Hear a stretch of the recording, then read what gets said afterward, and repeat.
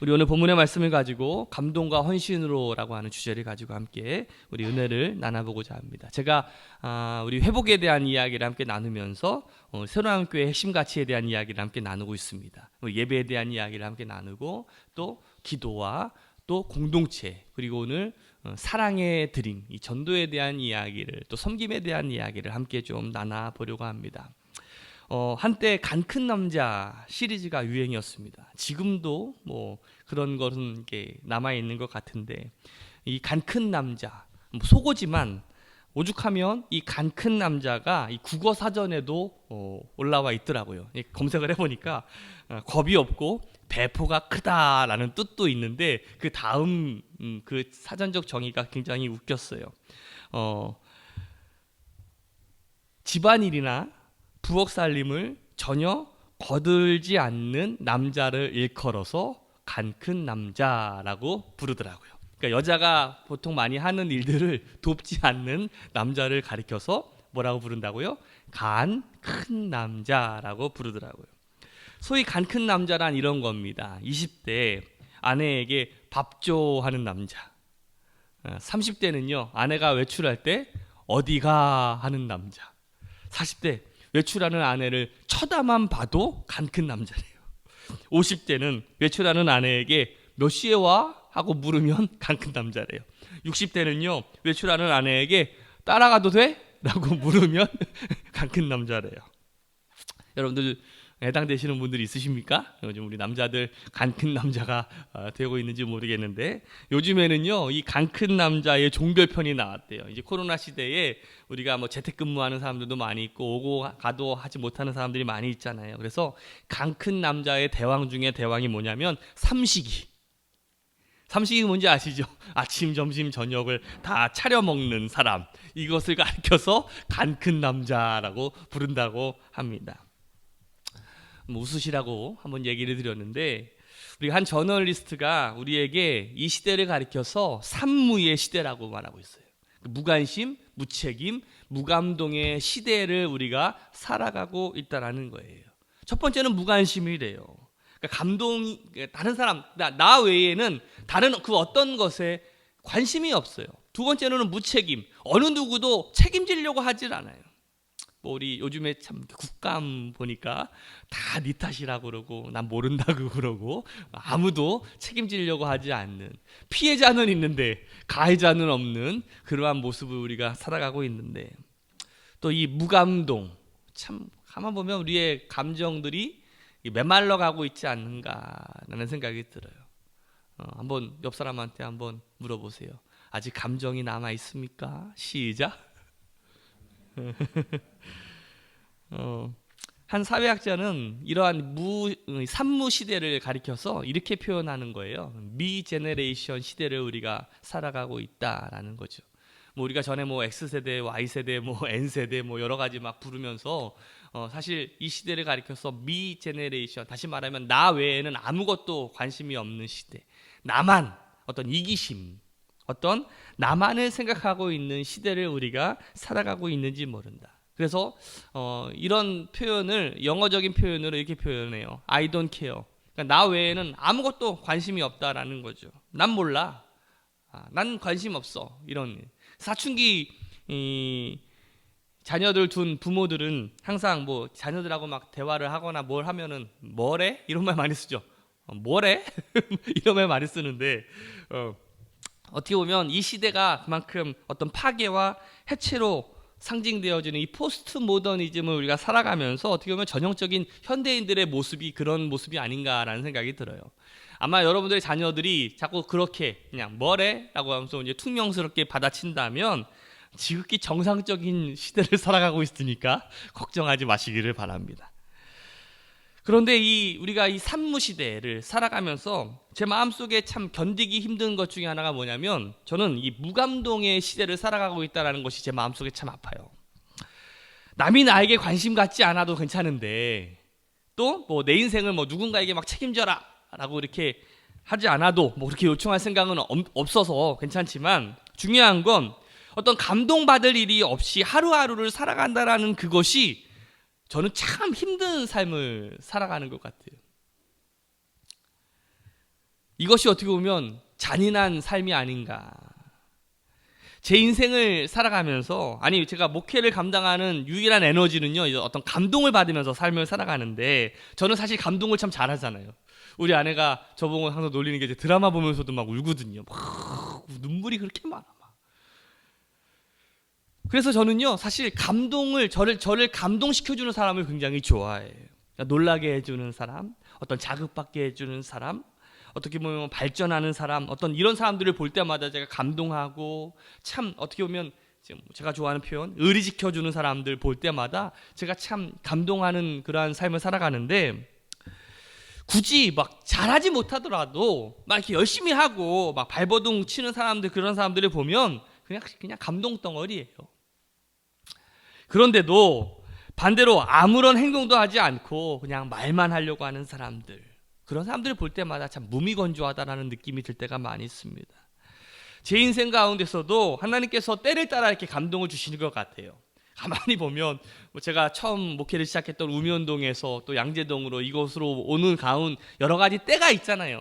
그 때마다 하나님께서는 어떤 사람들을 붙여주시면서 감동을 주시는 것 같아. 어떤 사람들은 상처를 주고 아픔을 주기도 하지만, 또 어떤 사람들은 저에게 감동을 주고 사랑을 주고 무언가 어떤 의미를 주는 그러한 일들이 있다라는 것이죠. 하나님께서는 이렇게 때를 따라 우리에게 무언가를 주기를 원하셔요. 저는 노는 목사입니다. 저처럼 놀기 좋아하는 목사가 어디 있을까? 제가 이 코로나만 아니었으면, 제가 보니까 10월 달 마지막 주인가요? 우리 목회 계획 보니까 가을 나들이가 써 있더라고. 제가 그걸 보면서 그냥 X를 쳐야 되는 그 심정이 제가 오죽했을까? 제 아버지 목사님도 참 여기저기 다니는 거 좋아했지만, 저도 아마 여러분들 기억하시기로 제가 봄이면 개나리 보러 나가고, 그렇죠? 여름이면 바다 보러 나가고, 가을이면 낙엽 보러 나가고, 겨울이면 눈 보러 나가고 그랬던 것 같아요. 참 같이 다니는 거 좋아했던 것 같아. 그렇죠? 그래서 제 사진을 보면 여러분들하고 찍었던 사진들이 많이 있어. 제가 보니까 몇 년 전인가, 제 페이스북 딱 보니까 몇 년 전 지금 해가지고 사진 나오는 게 있어요. 과거에 SNS에 보니까 거기에 그 청평에서 가을 여자처럼 이렇게 스카프를 탁 멋있게 하고 사진을 찍었던 분이 여기 앞에 앉아 계셔. 그래, 우리 그때 청평에 갔었구나. 우리 그때 저기에 갔었구나라는 그 모습들이 너무나 뭐랄까요, 감동으로 다가오더라고. 여러분들도 놀러 다니시는 거 좋아하시죠? 콧바람 빨리 쐬고 싶죠? 우리 조만간 우리 빨리 회복되는 그날에 우리가 그동안 못 놀았던 것 우리 같이 함께 막 놉시다. 그러기 위해서는 우리가 어떻게 해야 되냐면 건강해야 돼. 그러니까 건강보다 오래 살아야 돼. 휠체어를 끌어들이기라도 할 테니까, 못 걸으시면 휠체어라도 끌어들일 테니까 우리 같이 때를 따라 하나님이 우리에게 주신 그런 감동을 찾아다니면서 살아갈 수 있는 우리 새로운학교 성도들 되시기를 주님의 이름으로 축복합니다. 여러 가지 감동들이 있겠지만, 제가 오늘 말씀을 준비하면서 어떤 감동을 또 하나 받게 됩니다. 어떤 감동이냐면, 정확히 말하면 예수님이 감동하신 사건이죠. 아마 여러분들도 예수님을 감동시킨다면 얼마나 좋을까요? 도대체 어떤 사람이 무엇을 어떻게 했길래 예수님이 감동하셨을까? 우리 10절 말씀을 같이 한번 읽어봅시다. 시작. 예수께서 들으시고 놀랍게 여겨 따르는 자들에게 이르시되, 내가 진실로 너희에게 이르노니 이스라엘 중에 아무에게도 이만한 믿음을 보지 못하였노라. 예수님이 감동하신 이유는요, 믿음 때문에 감동합니다. 믿음. 바로 예수님을 감동시킨 사람은 놀랍게도 이스라엘 사람이 아닌 이방 사람이었어요. 로마인이었죠. 바로 백부장의 믿음을 통해서 예수님이 감동을 받게 되는데, 그러면 어떤 믿음을 가졌길래 이 예수님이 감동할 수 있는 그런 믿음을 표현했을까? 첫 번째는 이것입니다. 자신을 초월하는 믿음을 가졌다라는 거예요. 자기를 초월하는 믿음. 우리가 사람은 저마다 이렇게 자기의 울타리가 있는 것 같아요. 울타리가. 어떤 사람은 그릇이 이만한 사람이 있고, 어떤 사람은 그릇이 이만한 사람이 있죠. 여러분들은 어떻습니까? 우리가 자기 자신의 이 울타리를 벗어나지 못하는 이유는 한마디로 말하면 자기 자신을 초월하지 못해서 그래요. 세상에서 제일 용감한 사람이 어떤 사람이냐면, 제일 세상에서 무서운 사람이 어떤 사람이냐면 착한 권 읽은 사람. 그 사람은 그거 하나밖에 모르기 때문에 그냥 그게 전부인 줄 알아. 그 사람한테 아무리 이야기를 해줘도 알지 못해요. 어떻게 해야 돼요? 책 2권 읽을 때까지 기다려줘야 돼. 그 책 2권을 읽는 순간에 그때부터 내 울타리가 이제 좀 바운더리가 커져가게 되는 거죠. 우리가 자꾸 요만한 생각을 가지고 시야를 가지고 나만을 바라보는 시대를 살아가니까 우리가 나만의 울타리를 벗어나지 못해요. 그런데 여러분들 중요한 건 자신을 초월하게 되면 그때부터 주위에 있는 것들이 보이기 시작하는 거예요. 주변에 있는 사람들이 보여요. 주변에 있는 아픔들이 보이고 주변에 있는 것들에 대한 세심한 관심들이 생겨나기 시작한다는 거예요. 나라고 하는 그 이기심을 벗어버리는 순간에, 그것을 초월하는 순간에 이웃들이 보인다는 것이지. 요즘 보면 아까 전에 제가 이 시대를 가리켜서 미 제네레이션이라고 불렀잖아요. 이웃에 대해서 관심이 없어요. 전혀. 왜? 나만 생각하면서 삶을 살아가기 때문에 그래요. 요즘 애들 말로 자뻑하면서 삶을 살아가고 있다는 거죠. 그런데 오늘 소개되는 이 백부장은요, 지금 자신의 문제로 하나님께 나아왔던 게 아니에요. 여러분 성경을 쭉 읽어보면 지금 누가 아파요? 자신이 데리고 있는 군인도 아니야. 하인, 종이 아파서 그 종을 고치기 위해서 예수님께 찾아와서 예수님께 도움을 구합니다. 당시 이 백부장이란 이런 거예요. 군대, 로마 군대에 100명을 거느리는 사람을 백부장이라고 불렀거든요. 그러니까 지금 우리로 치면 뭐 대대장 정도 되는 그러한 사람이라고 할 수가 있을 거예요. 군인이죠. 그런데 그가 자신이 데리고 있던 그 종, 노예를 진심으로 걱정하고 있었다라는 거예요. 근데 여러분들, 그건 뭐 사람 진심으로 대하고 걱정하는 게 뭐가 문제야 라고 이렇게 표현할 수 있겠지만 지금의 이 시대의 문화와 그 당시의 문화는 다르다는 거예요. 지금 우리가 노예가 있어요? 없어요? 노예 없어요. 그러나 그 시대의 노예라는 것, 종이라는 것은요, 사람이 아니었다라는 거예요. 신약학자였던 그 윌리엄 바클레이는 이렇게 얘기합니다. 로마 사회에서의 주인은 이 종에게 생사 여탈권이 있었다라는 거예요. 우리도 그 조선시대에 보면 그 양반이 그 주인을 막 때려 죽이기도 했잖아요. 아무런 법적인 체벌을 받지 않았어요. 그러니까 노예는 어떤 물건이나 어떤 짐승과 똑같은 존재였다라는 것. 단지 차이가 있다면 노예는 말이 통하는 그런 뭐 좋은 점이 있었겠죠. 그런데 이 한 백부장이 이런 종을 위해서 예수님께 찾아옵니다. 자, 5절 말씀 같이 한번 읽어봅시다. 시작. 예수께서 가버나움에 들어가시니 한 백부장이 나와 간구하여. 여기 보니까 간구라는 단어가 있는데 이 간구라는 것은 어떤 도움을 구하는 건데 그냥 요구나 어떤 뭐 부탁을 하는 정도가 아니라 그냥 간절하게 그냥 매달려가지고 그를 어떤 요구를 그 나의 부탁을 꼭 들어주기를 간청하는 그런 간절한 마음으로 붙들고 있는 것을 표현하는 단어예요. 자, 6절 말씀 보면 이르되 주여 내 하인이 중풍병으로 집에 누워 몹시 뭐하고 있대요? 괴로워하나이다.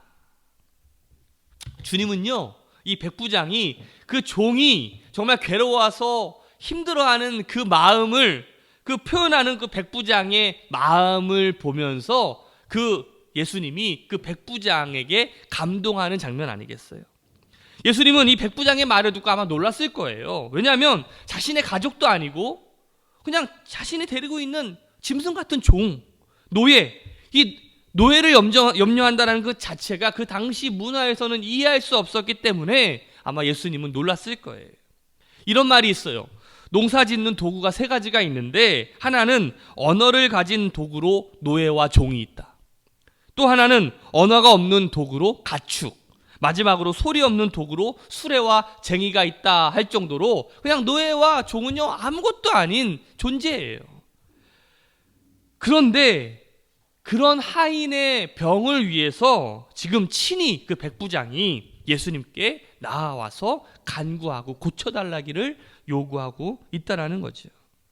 어떻게 보면 이 백부장의 믿음, 어떻게 보면 특별히 따뜻한 사랑의 마음을 가지고 있는, 남을 생각하고 있는 이 백부장을 주님께서는 칭찬하고 있고 그 백부장의 모습을 보면서 감동하고 있다라는 거예요.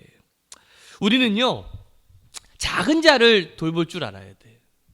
요한일서 3장 18절 말씀 같이 한번 읽어봅시다. 시작. 자녀들아, 우리가 말과 혀로만 사랑하지 말고 오직 행함과 진실함으로 하자. 여러분들, 이 말에는요, 그냥 말로만 사랑하는 사람이 있다라는 거예요. 오늘 여러분들은 어떻습니까? 우리가 말로만 사랑하고 있지는 않은지, 우리가 혀로만 사랑하고 있지는 않은지. 성경에 보면 마지막 심판을 묘사하는 그 대목에 보면 예수님께서 이렇게 얘기합니다. 내가 아플 때 내가 나를 돌아본 일이 있었느냐라고 이렇게 묻죠. 그때 사람들이 주님께서 언제 아프셨습니까? 라고 묻습니다. 그때 주님께서 대답하셨던 그 말씀을 여러분들 기억하실 거예요. 지극히 작은 자 하나에게 한 것이 곧 내게 한 것이다. 여러분들, 건강한 자아상은요, 내가 나 자신에게만 인생의 초점을 맞추고 살아가는 것이 아니라 나를 초월해서 이웃을 볼 줄 아는, 이웃을 돌아보고 섬길 때 우리의 건강한 자아상이 생겨날 수 있다는 사실을 여러분들 꼭 기억하시기를 주님의 이름으로 축복합니다. 남의 아픔을 돌아볼 줄 알고 남의 어려움을 좀 볼 줄 아는 사람이 됩시다. 테레사 수녀가 미국을 순회할 때 우울증을 심하게 앓는 여인을 만나게 됩니다. 온갖 상담과 온갖 치료를 했는데 소용이 없었어요. 몇 번의 자살을 시도를 했던 그 여인이 이제 마지막으로 어떻게 보면 이제 자살을 결심하기 전에 이제 테레사 수녀를 찾아오는 거예요. 그리고 그 테레사 수녀가 그 말을 듣고서 이런 제안을 합니다. 여사님, 이왕 죽을 결심을 했다면 잠시 자살을 좀 연기하고 내가 일하는 인도에 함께 가서 나를 한 달만 도와주세요. 그리고 나서 자매님이 계획하신 바를 행하시면 어떻겠습니까? 그 제안에 그 여인이 수락합니다. 그리고 그 테레사 수녀를 따라서 이제 인도에 가서 한 달 동안 열심히 일합니다. 그리고 그 여인을 한 달 후에 다시 만나게 되었을 때 그녀의 얼굴이 변해 있었어요. 그 막 우울했던 얼굴이 이제 환하게 얼굴이 변해 있었다라는 것이죠. 완전히 다른 사람이 되어 있었거든요. 그 모습을 보고 테레사 수녀가 이제 웃으면서 이렇게 얘기합니다. 아마 다 알았겠지요. 그러면서 그 수녀가 그 여인에게 이제는 계획하신 바를 행할 때가 되지 않았습니까? 라고 이렇게 묻습니다. 그러자 그녀가 이렇게 얘기합니다. 아니요, 이제는 살아야 될 이유가 생겼습니다. 이게 중요해요. 살아야 될 이유가 생겼습니다. 과거에는 나만 생각하면서 살았는데, 나만 생각하면서 살았더니 나를 그냥 포기하고 싶었는데, 그런데 이상하게 이웃을 돌아보면서 내가 사는 의미를 깨닫게 되었다라는 거예요. 그럼 사람은요, 혼자 사는 존재가 아니에요. 제가 지난주에 공동체에 대한 이야기를 함께 나누는데, 주님께서 우리를 이곳에 불러주신 이유는 우리 성도들을 향해서 사랑을 실천하는 법을 우리가 배우고 살아가기 위해서 우리를 불러주셨다는 거예요. 우리는 사랑해야 되는 의무가 있습니다. 우리 함께 사랑할 줄 아는 우리 새로운학교 성도들 되시기를 주님의 이름으로 축복합니다. 자살을 거꾸로 읽으면 살자가 되잖아요. 살고 싶으면 우리가 이웃을 바라볼 줄 알아야 돼요. 나만 보면 사람은요, 우울해지고 힘들어지고 자꾸 나쁜 생각을 가질 때가 많이 있는데, 우리가 주변을 다 바라보고 주변을 보면 힘이 생기고 감동이 생겨요. 이왕이면 여러분들 다른 사람들한테 감동이 되어주고 함께 기도해주고 중보가 되어주고 격려가 되어주는 사람이 될 수 있다면 얼마나 좋을까. 하나님께서 우리에게 그냥 엄청난 일을 주신 것이 아니라 같이 가서 함께 울 때 울어주고, 함께 기쁠 때 함께 웃어주고, 함께 손잡아주고, 함께 격려해 줄 수 있는 그런 믿음의 동역자들을 우리 옆에 붙여주셨다는 거예요. 우리 새로운학교 성도들은요, 사랑해야 됩니다. 그리고 사랑을 실천해야 됩니다. 오늘 우리 새로운학교 성도들이 나를 넘어서서 이웃들을 돌아보고 또 이웃들에게 관심을 가질 수 있는 믿음의 성도들이 될 때 그것이 나를 살리는 원동력이 될 줄로 믿습니다. 두 번째로 공간을 초월하는 믿음이 있었어요. 이 백부장에게는 공간을 초월하는 믿음이 있었는데, 이 백부장의 행동에 감동받은 예수님께서 내가 고쳐주리라 라고 이렇게 말씀하시잖아요. 그런데 이 백부장이 그 예수님을 환자가 있는 곳으로 모셔가지 않고 이렇게 얘기합니다. 8절 말씀이에요. 같이 읽어봅시다. 백부장이 대답하여 이르되 주여 내 집에 들어오심을 나는 감당하지 못하겠사오니 뭐래요? 다만 말씀으로만 하옵소서. 그러면 내 하인이 낫겠습니다. 비록 이 백부장과 그 하인이 누워있는 곳이 어떻게 보면 공간적으로 차이가 있을지라도 예수님이 역사하시기에는 아무런 문제가 없다라는 것이죠. 이 백부장의 믿음을 보면 대단한 믿음이에요. 이 공간과 지역을 초월하는 믿음을 가졌다는 것이죠. 여러분들 이러한 믿음을 소유하시기를 주님의 이름으로 축복합니다. 하나님은요 공간과 초월을 초월하시는 하나님이십니다. 그 2000년 전의 역사가 오늘에도 동일한 역사가 일어날 줄로 믿습니다. 우리는 사실 놀랍게도 참 놀라운 문명의 발전된 시기를 우리가 살아가고 있지 않습니까? 사람들과 전화하면서 막 화상으로도 이렇게 통화할 수 있는, 아무리 멀리 있어도 지구 반대편에 있다라고 할지라도 그 사람들과 지금도 전화할 수 있고 얼굴을 볼 수 있는 시대를 살아가고 있어요. 이 대한민국 내에서만이 아니라 전 세계적으로 어디에 있더라도 우리는 함께 얼굴을 보면서 통화할 수 있게 되지 않습니까? 그러면서도 참 아이러니한 게 우리 군대에 자녀들을 보낸 우리 부모님들도 있을 텐데 또 유학을 보내거나 뭐 타지로 일하러 간 자녀들을 볼 때 참 끊임없이 참 안타까워하며 걱정하면서 삶을 살아갑니다. 그냥 지금 전화해서 얼굴을 볼 수 있고 잘 통화할 수 있음에도 불구하고 끊임없이 걱정하고 안타깝고 그래요. 왜 그렇습니까? 그럼에도 불구하고 우리는 여전히 이 공간의 제한을 받으며 살아가기 때문에 그래요. 오늘 본문에 등장하는 이 백부장은 그 옛날에 그 공간을 초월하는 믿음을 가지고 있다는 것이죠. 그러면 이 백부장이 어떻게 했길래 이 공간을 초월할 수 있는 믿음을 가질 수 있었을까? 바로 이 말씀과 기도의 능력을 믿었기 때문에 그래요. 주님께 기도하고 주님께 간구하면 주님께서 우리의 기도를 들어주신다라는 그 믿음, 공간을 초월해서 시간을 초월해서 하나님은 역사하신다는 그 믿음. 제가 이 백부장의 말씀을 준비하면서 갑자기 그 옛날에 봤던 그 핸드폰 광고가 생각이 나더라고요. 초창기에 그 삼성에서 뭐 애니콜이라는 거를 만들 때 안성기가 막 나와가지고 막 기차에서도 막 선전하고 헬리콥터에서도 막 찍고 막 언제 어디서든지 터집니다. 삼성 애니콜. 모르세요, 잘? 그 광고가 생각이 나더라고요. 하나님의 능력은요, 한번 따라합시다. 하나님의 능력은 애니콜입니다. 뭐 제가 삼성에게 뭐 받고 하는 건 아니에요. 전 아이폰 쓰고 있어요. 사실 신앙생활하기에 가장 어려운 부류가 군인이거든요. 군인. 그런데 이 백부장은 오히려 군인이라는 직업이 오히려 은혜의 수단이 되었던 것 같아. 백부장 고넬료도 그랬어요. 사도행전에 보면 베드로가 자기 집에 왔을 때 이런 고백을 합니다. 사도행전 10장 33절 말씀에 보면 같이 읽어봅시다. 시작. 내가 곧 당신에게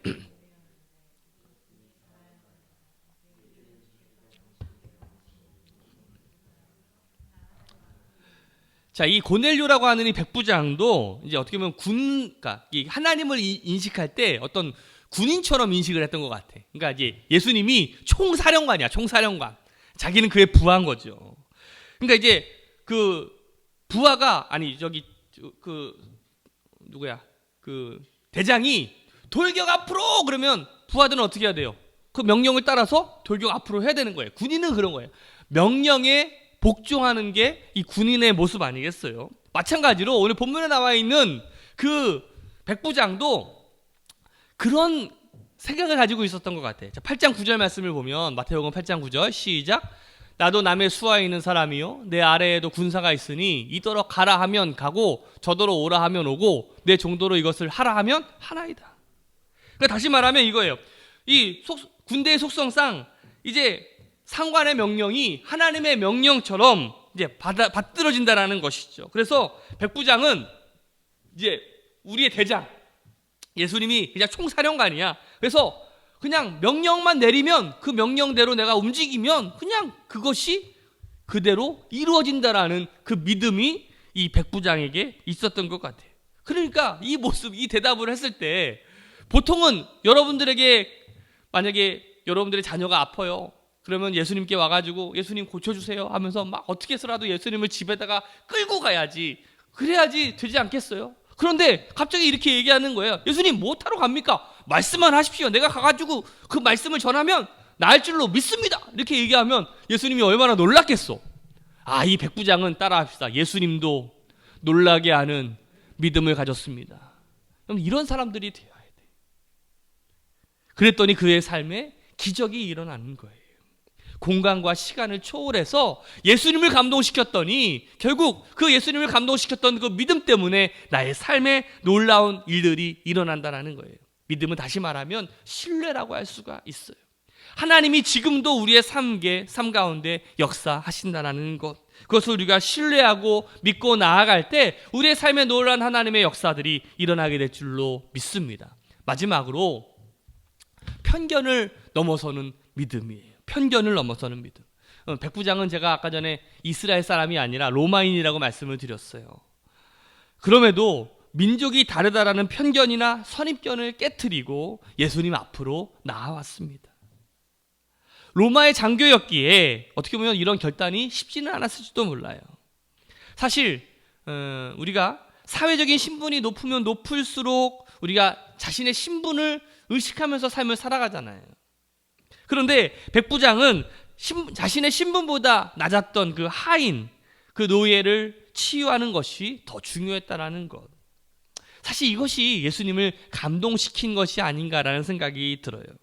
오늘날 우리가 한국인으로 또 유대인의 예수님을 믿고 이스라엘의 예수님을 믿고 또 천국의 소망을 가지게 되는 것도 어떻게 보면 백부장의 믿음과 무관하지 않습니다.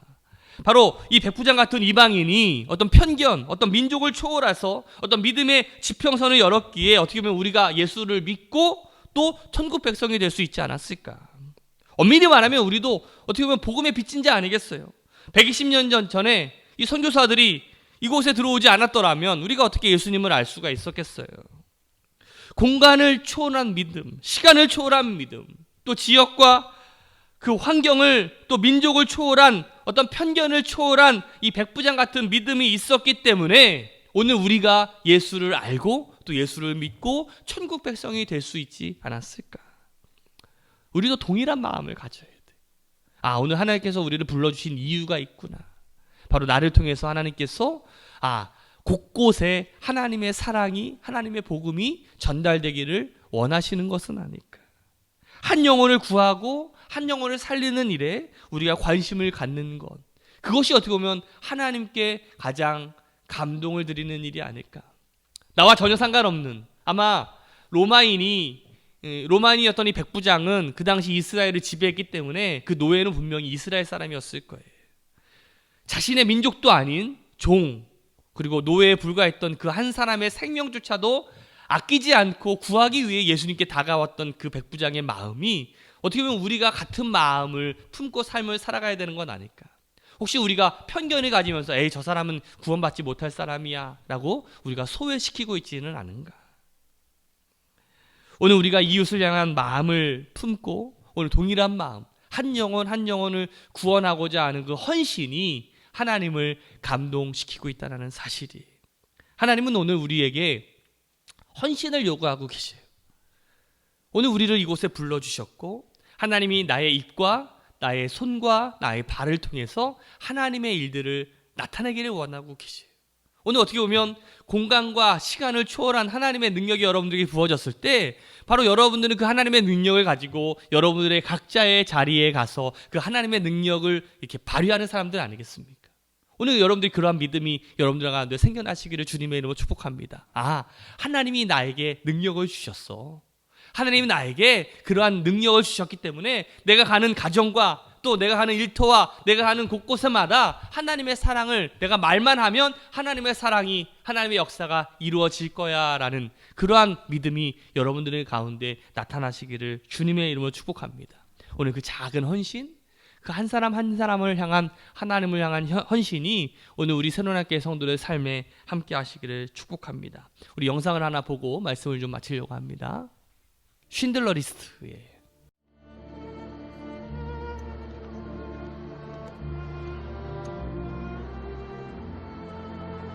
It's Hebrew from the Talmud. It says, whoever saves one life saves the world entire.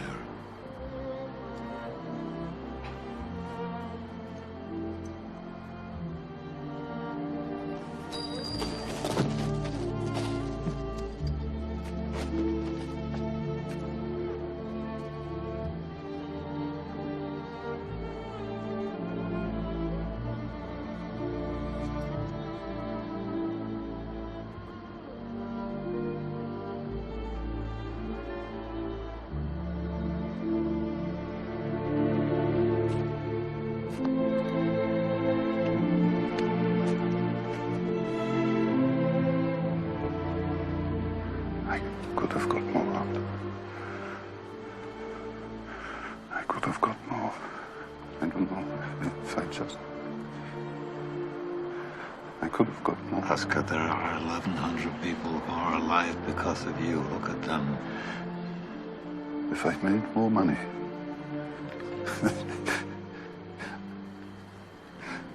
I threw away so much money.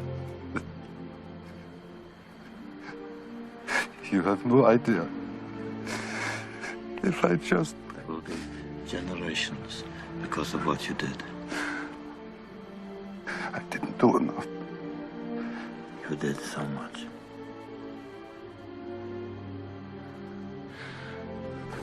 This car.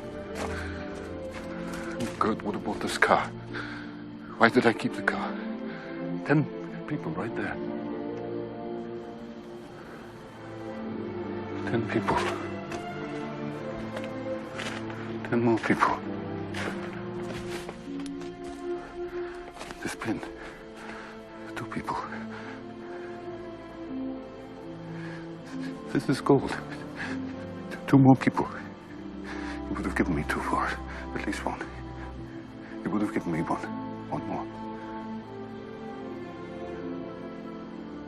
1 more person. Person stand for this.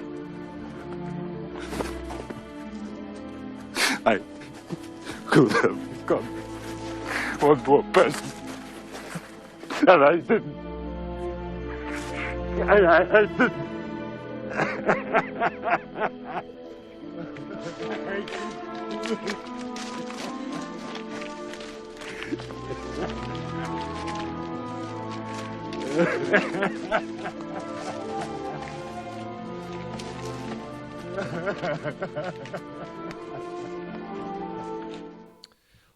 아마 신들러 리스트 아마 내용을 아실 텐데 한 영혼 한 영혼을 한 사람 한 사람을 더 살리기 위해 했었던 것처럼 오늘 우리 새로운학교 성도들이 백부장과 같이 그리고 이웃을 향한 연민과 또 사랑을 가지고 또 나만 보지 말고 이웃을 보며 또 이웃의 말을 듣고 또 이웃을 섬기며 이웃의 관심을 가질 수 있는 우리 새로운학교 성도들 되시기를 주님의 이름으로 축복합니다.